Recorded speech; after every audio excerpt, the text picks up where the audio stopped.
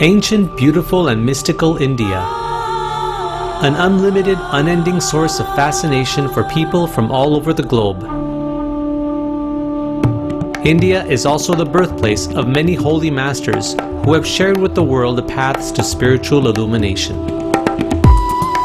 Geographically, India is very vast, covering an area of 3.3 million square kilometers, making it the 7th largest country on Earth. India is graced with the majestic Himalayas, the highest mountain range in the world. Often called King of the Mountains, it is revered as the home of the gods. The name is derived from Sanskrit meaning the abode of snow.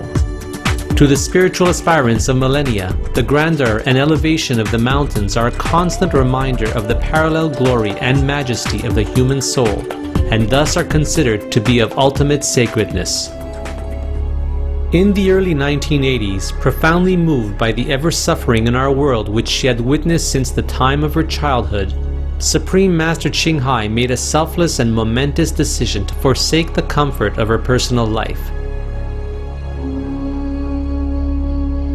Supreme Master Ching Hai's earnest quest for truth and enlightenment for the benefit of all beings culminated in her courageous journey in various parts of India and eventually the divine Himalayas. We now invite you to listen to Supreme Master Ching Hai's lecture entitled Master's Pilgrimage to the Himalayas, given on July 7, 1997, during a gathering with our association members in Los Angeles, California, USA. Supreme Master Ching Hai's lectures are not a complete meditation instruction. Please do not try alone. For free of charge guidance, please visit www.godsdirectcontact.org or contact any of our centers near you. So I said to him, you can use my room until you have next room. I don't sleep here, and daytime I'm gone, and nighttime I sleep on the roof. So, okay, he put his stuff there, very grateful, and then go around, go somewhere else. And in the evening, he came back and sleep on top of the roof. And meanwhile, he found his girlfriend, or I don't know, or the girlfriend just found him, or any girlfriend, I don't know. And then they nestled together next to me, and that's okay with me, all right. And then the next morning, probably my ex-husband came, okay. It's also okay with me. Yeah, it's okay with me. But then he found me, and then he wanted to speak to me, and he wanted to take me around, and he wanted me to be with him. It's okay with me too. But I said to him, well, this is the last day of my 7 days retreat in the middle of the Ganges River. So would you please wait for me until the evening, and I come back? Huh? Because in the middle of the Ganges River over there, there is a place that's just like an island. But in the nighttime you don't see it because the water will cover it, or cover nearly. You can't have access to it. Nighttime cannot go. Daytime you can go. You go when the sun rises and you come back when the sun sets. Then the water is still not so high. You still can see the rock, and you can walk over back to your home. But if it's a little later, the water will be too high, you can't walk, and there's no even boat to bring you from that small island in the middle back to the river bank. So I went there every day to meditate, because there was a very famous master who lived opposite the bank, next to the island. Yeah? And he told me I should go there and meditate in that cave for 7 days, and then you feel good, he told me. I said, okay, why not? I have nothing else to do.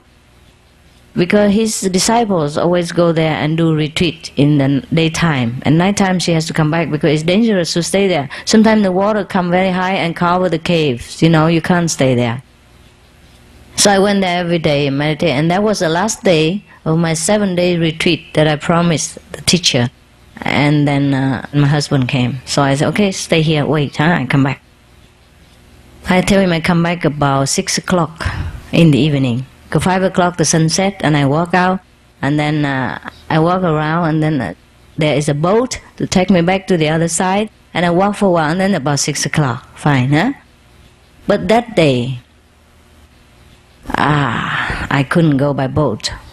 There was so much wind and rain, the Ganges water became like an ocean. So much waves, so no boats coming. So I wait for one. I know it's no boat, so I had to turn around and walk many miles upstream, where there will be a bridge, hanging bridge, and then I can cross over there and then run back along the riverside and go back to my mountain up there. So that take longer time. It's about 7 o'clock or more when I reach my place. But my husband already gone. Yeah. And they told me, just left. And I don't know what's going on. So I found my friend, the raw food survival into 24th century. So I say, where's my husband? At that time, he was still my husband. So I said, okay. He said, oh, he just gone. He said, how he gone? I told him to wait for me here. He said, I don't know. He's just gone. And I said, what's this? Because I recognized it was a movie camera that was belonged to me before I left him. It was given to me by my fiancé, the other one that I did not marry. Also another doctor. It's a long story. Forget it. I was chased by a couple of doctors, but forget it. Just the main one enough for you. Anyhow, that one is very rich, the one that I did not marry. Very, very rich. Ooh. He had a big box full of jewelry, antique. I say, that belonged to you. Now I have even more.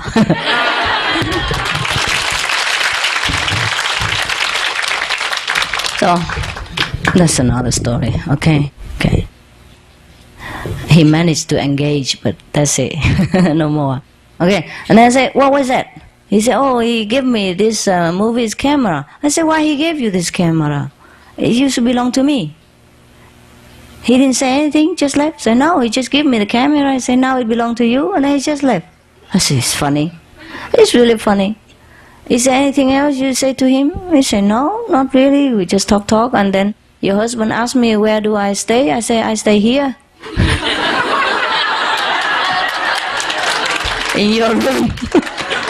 And sleep in your bed. I said, oh, that's it. Oh, I was so mad at him. He said, why? It's the truth. Of course, but the truth is not true. Huh?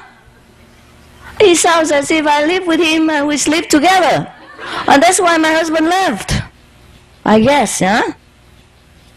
I guess. That's why he threw that camera to him and then left, because that belonged to me. He probably bring it for me. But then he thought, because now I live with that guy together, so that camera belonged to him too. Because I belong to him.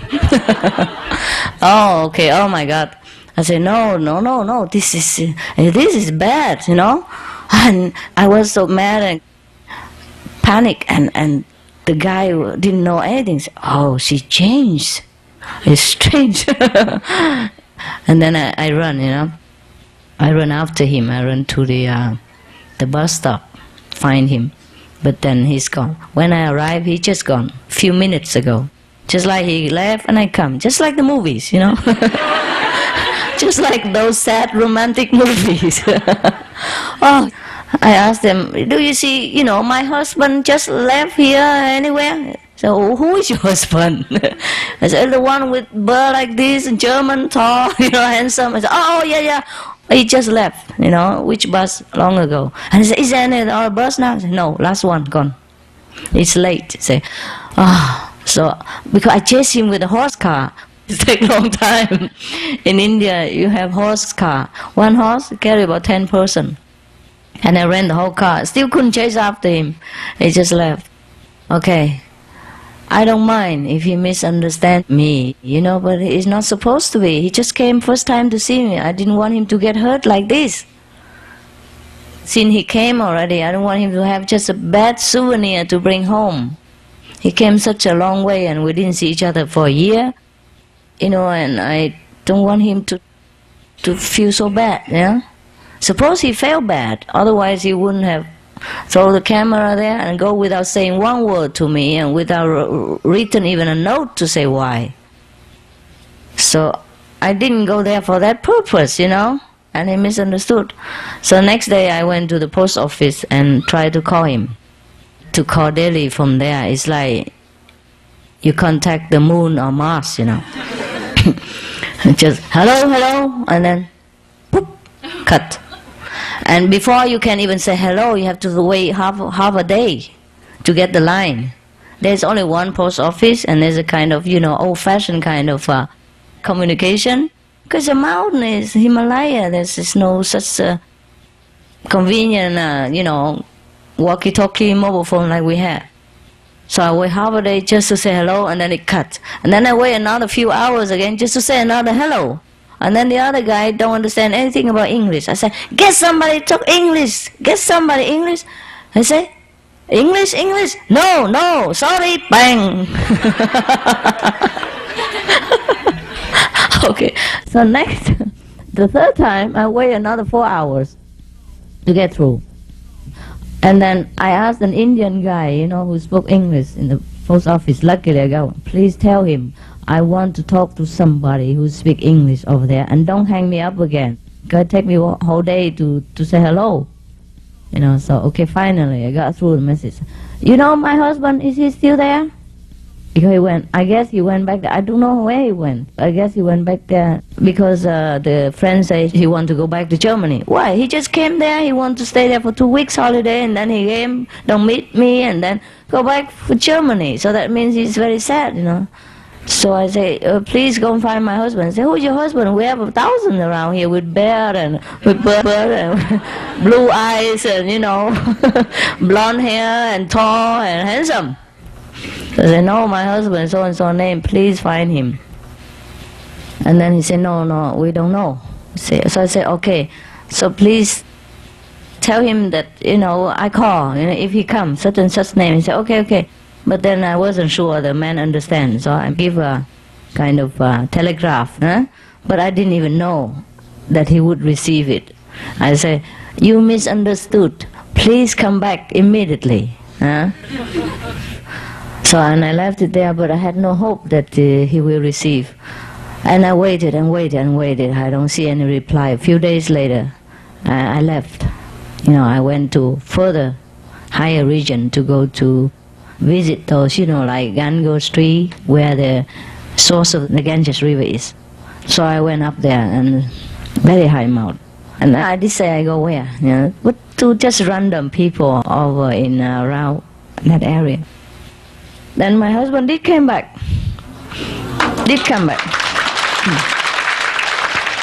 And then he did ask the people there and chased after me up to the place where I was.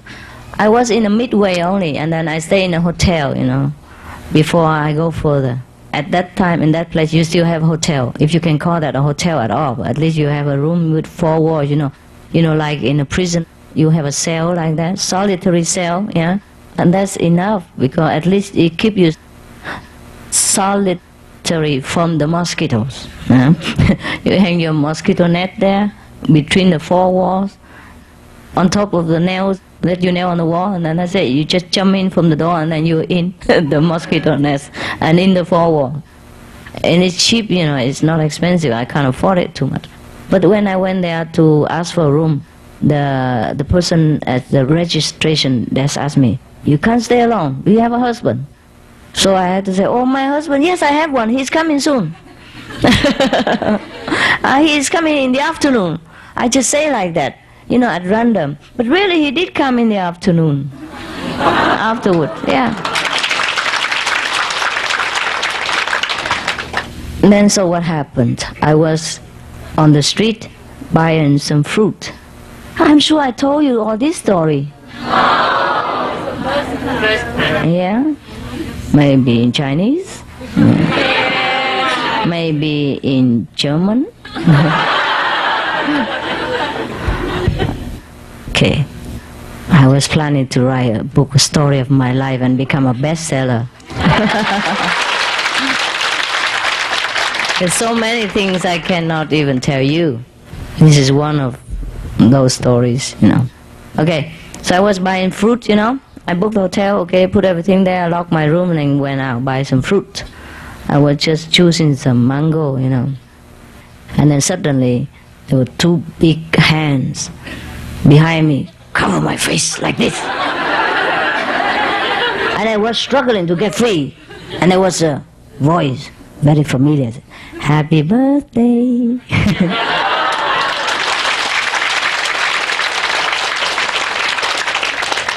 And I turned around, there he was, my husband. We had the same birthday. Yeah. So I said, "Okay, happy birthday to you." And so that night he stayed with me there, and then we traveled together up there. I didn't have to explain anymore, because he know I'm alone there. Yeah, and he never asked about the guy with the camera. He probably knew too. When he went there already, probably the guy explained to him that he just borrowed my room. Meanwhile, he had already a room next door, and then with his girlfriend. So probably he went there, then everything is clear. The truth always comes out. I didn't even have to say anything anymore, because when he found me in the Himalaya alone like that, in a small room alone, then he knows. Okay. And then he was very happy, that I let him travel with him and then walk together to many different places. I show him the Himalaya that I know through the maps. And many of the legends, the stories, the mysticism concerning those places. And he was fascinated, yeah. But he was a non-believer, He said, "I will not be able to marry you in the church." That was before, before we married. I said, "I don't mind. Marry anywhere." And also, he's not prayed for when he died. I said, "Okay, never mind. I call all my Buddhist teacher come pray for you."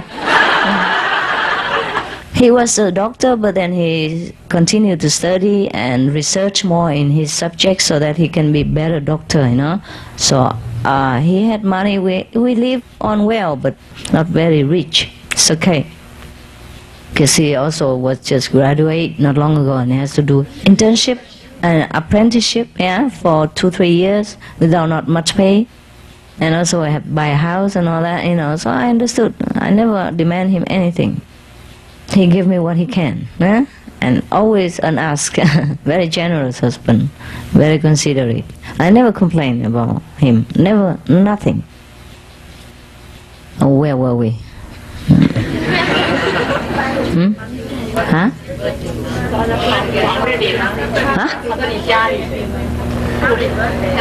Happy birthday. Okay, fine. That's it. That's where he found me, It's funny how he found me just like that. Always. He always find me wherever he wanted. Before that, he went all over to many post office, before the Rishikesh, Before that, the first time, he went everywhere. I said, "How you find me in Rishikesh?" He said, "Oh, he went to every post office, every bank, and asked whether such and such small Asian lady come here, get money, or post letter, or anything like that, or not." He traced me in every way he can, Traced me into the other ashram where I just left. I left in 3-4 ashram, and he chased them all up to there, but then I just left. Just like in the movies, I told you.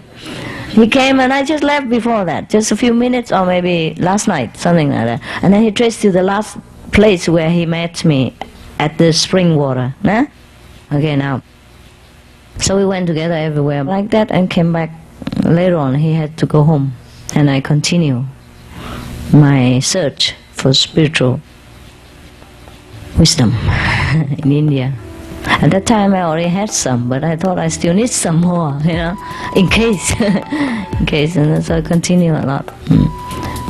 So that was it.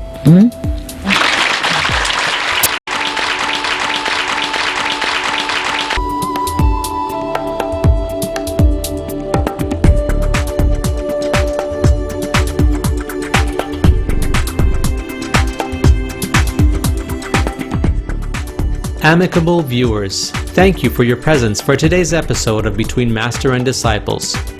Join us again tomorrow for part 4 of our program entitled Master's Pilgrimage to the Himalayas.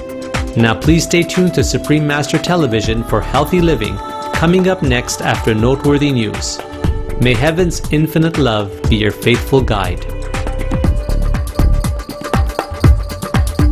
Supreme Master Ching Hai's lectures are not a complete meditation instruction. Please do not try alone. For free of charge guidance, please visit www.godsdirectcontact.org or contact any of our centers near you. For more details, please visit www.suprememastertv.com/BMD.